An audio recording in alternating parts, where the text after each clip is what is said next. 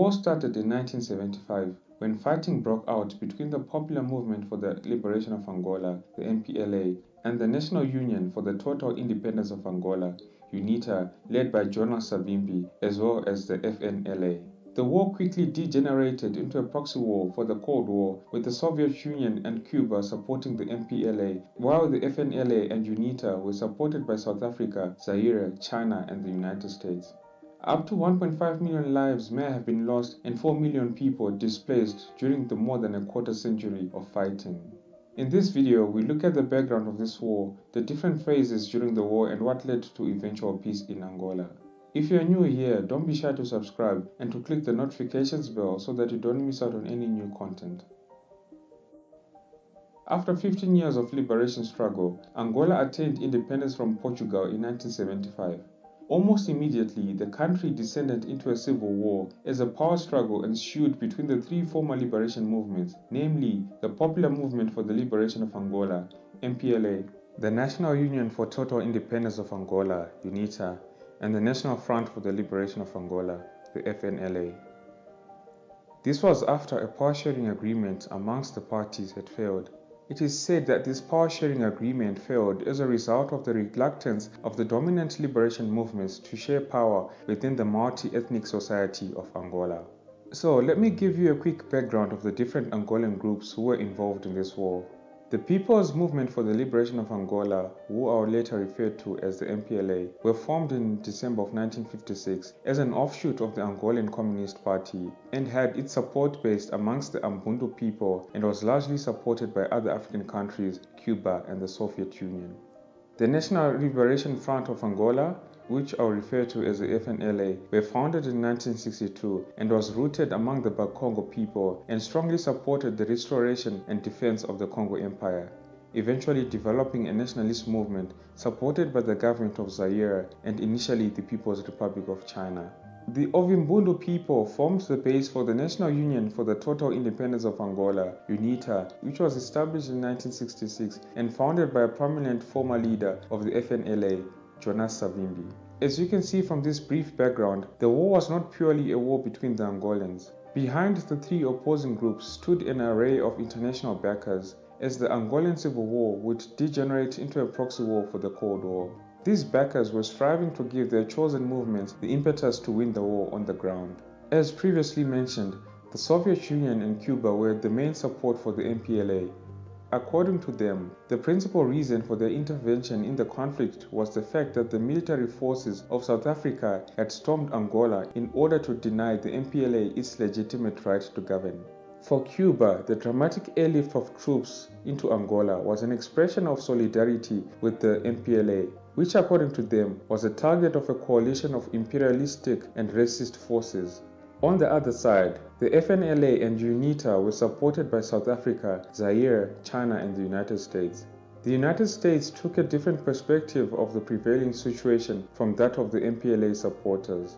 The United States would see the Soviet and Cuban involvement in Angola as an attempt by Moscow to gain a foothold in Southern Africa and significantly extend the Soviet Union's global reach.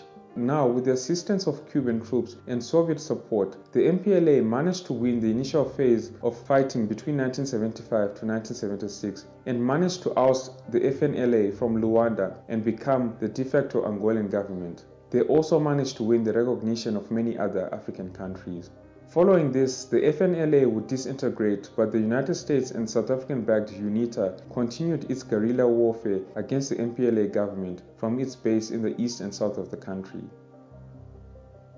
With the assistance of the apartheid South African government, UNITA reorganized itself as an effective guerrilla force. South African aid to UNITA and military intervention in Angola were partly motivated by the MPLA's support for the Southwestern Africa People's Organization, SWAPO, which was fighting for the independence of Namibia. The Americans would send military aid to UNITA via Zaire. The whole country was engulfed in warfare. But in 1988, South African troops were defeated in southern Angola. They were confronted with the numerically superior Cuban and Angolan troops and backed down rather than risking the loss of a large number of troops. Heavy fighting would continue until 1991, when a temporary agreement known as the Baisise Accord was reached. It called for an immediate ceasefire and the removal of both Cuban and South African troops, and the agreement mandated a new national government and army, along with Angola's first multi-party elections. Following the defeat and the subsequent accord, South Africa promised to grant independence to Namibia and to stop supporting UNITA, while the Cubans agreed to withdraw their troops. A year later, the MPLA candidate José Eduardo dos Santos won 49% of the popular vote in the election compared to 40% for the UNITA candidate Jonas Savimbi.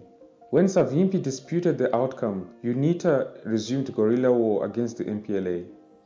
By 1993, the administration of Bill Clinton had recognized the Angolan government of the MPLA. That same year, the United Nations Security Council would impose an arms and fuel embargo on UNITA. Just like what we saw in the Second Congo War, like the DRC, Angola also suffered from the resource curse, and this was the major driving point in the war. Angola is notably rich in mineral reserves including oil, iron, copper, bauxite, diamonds, and uranium. So Angola's resource wealth became a means of funding the ongoing war between the MPLA and UNITA, with both parties extensively exploiting the country's oil and diamond reserves. During the years of the Civil War, UNITA was able to capture several major diamond mines, which served as a primary resource for financing arms and fuel, and funding the liberation movement's guerrilla campaigns against the MPLA. It is said that this civil war was being funded by sales of diamonds and oil to the United States of America, the United Kingdom, France, Russia, and Cuba in exchange for weapons and military personnel.